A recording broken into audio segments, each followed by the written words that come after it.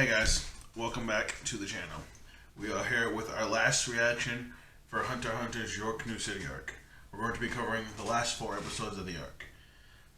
I'm going to try to not make this video too long, but there is a lot to talk about because we got a lot of information and a lot of stuff happened in these 4 episodes. The episode opens up where the last episode left off. The Phantom Troop are still deciphering the fortunes that Crollo gave them. The very end of the episode was them reading Hisoka's fortune. And Nobunaga read it, and by reading it, because it mentioned him giving up the secrets of the moons to somebody, he immediately thought that Hisoka betrayed Uvo, and that's the reason Uvo was killed. Crollo stops him from fighting, and basically is able to pick apart the fortune, even though it's a fake fortune, because Hisoka is the one who, uses texture surprise to write it.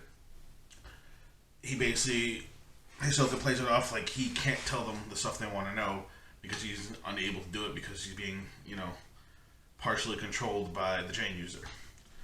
And as Crollo is attempting to big brain this fortune, it's in reality Hisoka big braining them all, and Hisoka's getting turned on by Crollo using his brain. It cuts back over to Gon and Killua, and they're arguing about still wanting to capture the Phantom Troop. Gon wants to help Kurapika. Killua's like, there's nothing in it for us. The reward's gone. They decide they're just going to stick it out, for their friend. And Kurapika finally decides to accept their help. So they come up with a plan to catch Pakunoda. She is their main target because of her ability to siphon off people's memories. Well, not siphon, but she can see people's memories. Because they want to keep Kurapika and his powers an unknown. Because as soon as they start finding out, who he is and how his powers work, they'll eventually come up with a way to beat him. So their plan is for Killua to track them because, all of his assassin training. For Gon to distract them just long enough for Kurapika to snatch up Pakunoda. Leorio is just a getaway driver. But it is what it is. While they're talking back and forth about this, Gon ends up asking Kurapika some very specific questions. He actually asked him if he can use his judgment chain on Gon. Immediately Killua's like, he can't do that. If he does, he can die because he's supposed to only use his chains on the Phantom Troop. But then Gon's like, but then how to use it on himself? And that's when Kurapika decides to go into the specifics about his powers. At first, Leorio and Killua leave and let the conversation be just between him and Gon. And he basically explains that he was going to make it so he can only use his chains on the Phantom Troop. But he didn't, by using the chains on himself to set this condition, he didn't want to accidentally trigger it and basically kill himself. So he modified the condition where he can only use his chain jail, specifically, only on the Phantom Troop. So he can use his judgment chain on Gon. And Gon's like, do it. Do whatever you gotta do to be able to trust me. Turns out Leorio and Killua were listening, and they're like, you can do it on us too, as long as you can get rid of it when the mission's over. And he basically explains that he was never going to use it on them. He trusts them, and this is a huge point of character development for Kurapika, because this is where he really looks like he accepts Gon, Killua, and Leorio as his friends. It's like he really opens up to them. He basically tells them that he doesn't think they would ever actually betray him, and even if they did, he still wouldn't regret it. That he's lucky to have them. It goes back to the Phantom Troop, and Crollo basically splits everybody up into teams to say teams of 3, so that way they all stay together. He wants them to never be alone because Shizuku's fortune said she would be alone and she would die, but she wants to make sure everybody's covered. Mashiro ends up telling him about the 2 kids to know about their hideout.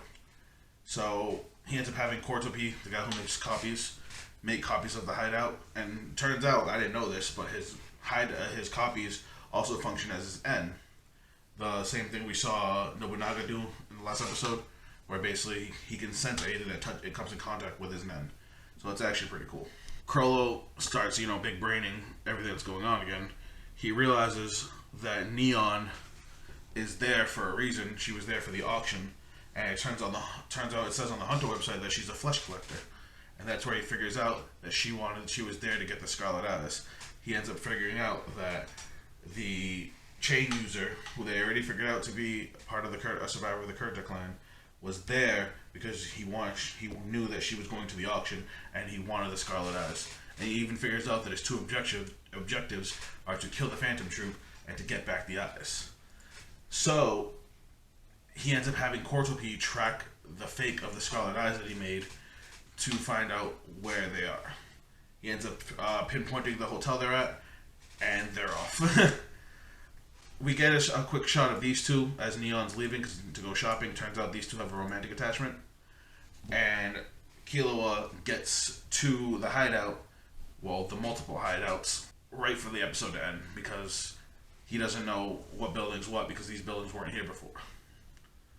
The next episode opens up with Killua calling Kurapika and Gon and basically explains what's going on. So Kurapika, being the big brain that he is, sends Melody. Melody and him meet up. Melody shows off her hearing. They hear some of the Phantom Troop members leave, and they end up following them. As they're following them, they see the group of 6 here. Sorry, I cut off Cortopy's head a little bit. While they can't hear what they're saying, they do realize the direction they're heading. They call up Kurapika and Gon and be like, "Hey, they're heading toward the hotel." Kurapika calls Squala, warns him he's got to get out of there. He attempts to leave with the dogs, but he takes the eyes with him. That's where he messed up. Not that he knew, but he knew his boss wanted the eyes. Kurapika and Gon end up trying to pursue them as they're going after the eyes. The Squala hops in a car, and basically the Phantom Troop takes off. When they realize they're being followed, they split up. Pakunoda, Nobunaga, and Shalnark go after Cortopy.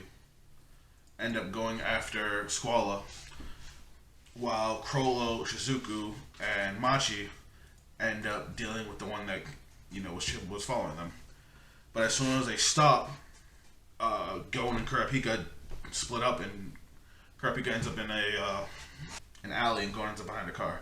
Gon jumps out, and he basically explains, "I'm sorry, I was following you. I didn't mean to, blah, blah, blah." Right as this is happening, Killua shows up behind Kurapika, and they basically play it off that they were still following them for the reward. Crollo, of course being, big brain, decides to take them up, to take them with them. We cut back to Squala, and he's getting stopped by Pakunoda. Pakunoda, grabs him up and starts questioning him, knowing that as soon as she asks him the question, she's gonna get the shot of his memories, and she kind of does some redundancy. She asks him questions, he lies about it, she breaks one of his arms, and then tells him she's gonna break his other arm.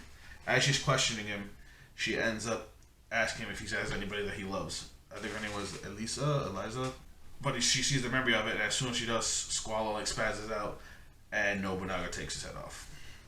It was pretty sad because he let himself get emotional in a really, really shitty situation, and it cost him his life. Pakunoda ends up using the other half of her net ability. Basically, she can transfer memories to somebody else with a gun that shoots memory bullets. It's actually pretty cool. It's a great way to pass information on to somebody. So the rest of the fam troop with Gon and Killua end up in the hotel. Kurapika got away. Leorio had drove there on his own, and as they get there, they're basically standing watch. They have their back to a pillar, and Killua and Gon trying to figure out what we're gonna do. And then Leorio is there with a newspaper. He puts it down. He starts yelling at his phone. He's not on the phone with anybody. He's giving them a message. He's telling them, 7 o'clock sharp, you better be here. And basically, he was trying to tell them 7 o'clock sharp, 7 o'clock sharp, be ready to move. As the rest of the fam troop gets there, Crollo tells Pakunoda to question them again, scan their memories again. They're trying to hold off till 7 o'clock because they know that's when it's go time. And she grabs them as they're sitting there talking shit, basically telling them that they know where her power is and how they're going to stop it. Well, she grabs them up and explains how her net ability works, that even if they try to think about something else, it wouldn't work. And as she asks them the question, she gets the answers, and then the lights cut off. And we get to see Killua do some crazy assassin, like dislocate his joints type thing, relocate his joints, and then attack her all in a split second. Gon tries to get at her too, but he's still caught up by Machi's threads, and none of the fam troop can see what's going on, so their reaction's a little bit delayed. But Machi ends up pulling Gon. Nobunaga grabs Gon. She grabs Killua, and then it hits them. Chrollo's gone, and they're like, "What the hell happened to the boss? Oh my god! What did we just do?" Well, Pakunoda goes to tell him what's going on because now she got all their memories, and a knife flies almost at Nobunaga's head. It stabs into the wall behind him. And as she goes to explain it, he reads a note and stops her and basically shows her the note. It says that if she discusses any of the memories that she obtained, that he's going to kill Chrollo. Kurapika calls them, gives them a bunch of demands, and basically explains that if she tells anybody about the memories she got, that they're just going to kill him. That if all other 10 members of the Phantom Troop aren't there at their hideout, he's just going to kill them. So Hisoka's like, I can't have that. No, I can't, because I want my fight. So he calls Illumi to come give him a hand, and that's where the episode ends. The next episode starts off with Pakunoda meeting up with Kurapika. He still has Chrollo all chained up. He ends up making 2 conditions for Chrollo, 2 conditions for Pakunoda. He basically makes it so Chrollo can't use Nen anymore and can have no contact with any of the other Phantom Troop members. And then for Pakunoda, she has to let Gon and Killua go by a certain time, and she cannot discuss anything about Kurapika. Well, it's not that she can't discuss it; she can't reveal anything about him at all, which comes into play a little bit after. She goes back, explains what they gotta do for the trade, and the Phantom Troop immediately, some of them side with her. Let's do the trade. Let's get our boss back. Finks and Phaeton are immediately like, screw this, we'll just go over there and kill him. And Gon actually spazzes out on Finks, and it's just like, you don't understand what she's trying to do. She's trying to save her friend. She's trying to save your boss.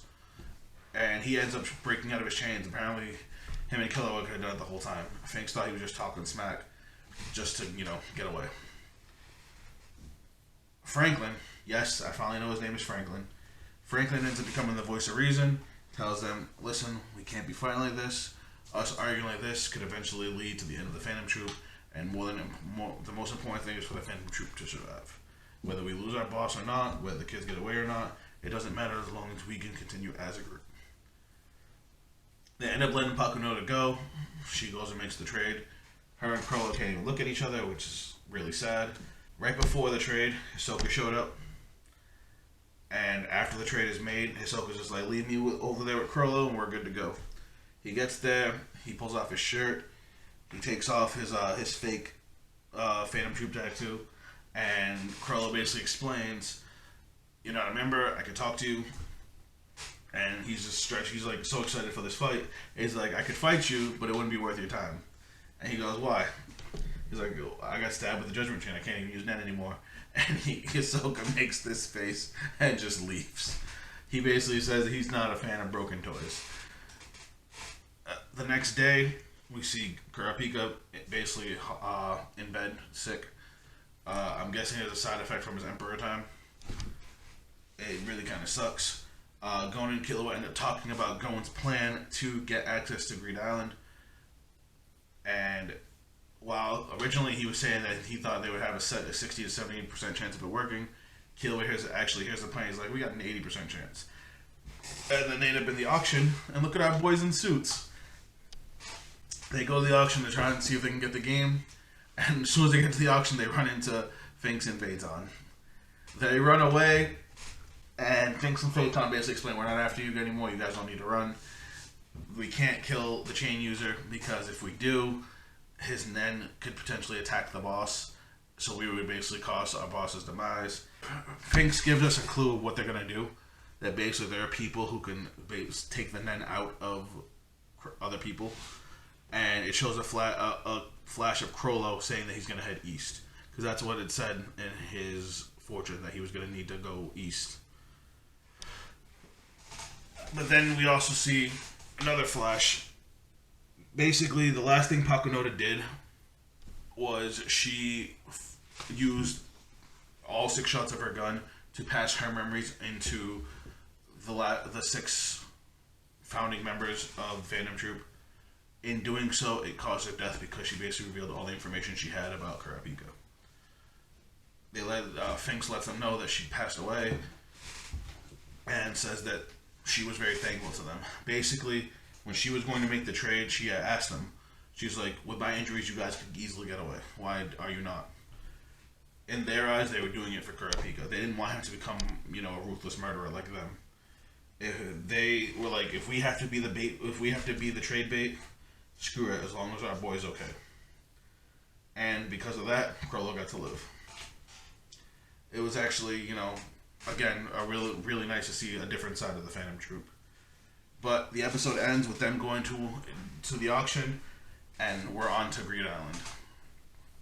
Now, my overall thoughts on the Phantom Troop arc, the Yorknew City arc, there was a lot of build-up. I was a little upset that we didn't get more fight scenes. I really wanted to see Kurapika fight more with the Phantom Troop. But there were some scenes that were just, the dialogue was just on point. The figuring of the puzzle pieces, some of the really unique powers. Like I told y'all, of everybody in the arc, my favorite character was Krollo. Like, not only because he's overpowered as sin, but just like some of the things he would say and do just made it really interesting to watch. The Phantom Troop are an insane group, and I do hope they come back in a future arc. And yeah, well, that's it for my review, guys. We have made it through season 3. At the time of recording this, I have already watched Greed Island, but I will do my own breakdown of a few episodes at a time until we get through that. Once we get through that, it's on to the Chimerians. Anyway, I hope you guys enjoy this review. I hope you will stick with me through the next arc. Please remember, if you enjoy this, drop a like, subscribe, and I'll catch you guys later. Bye.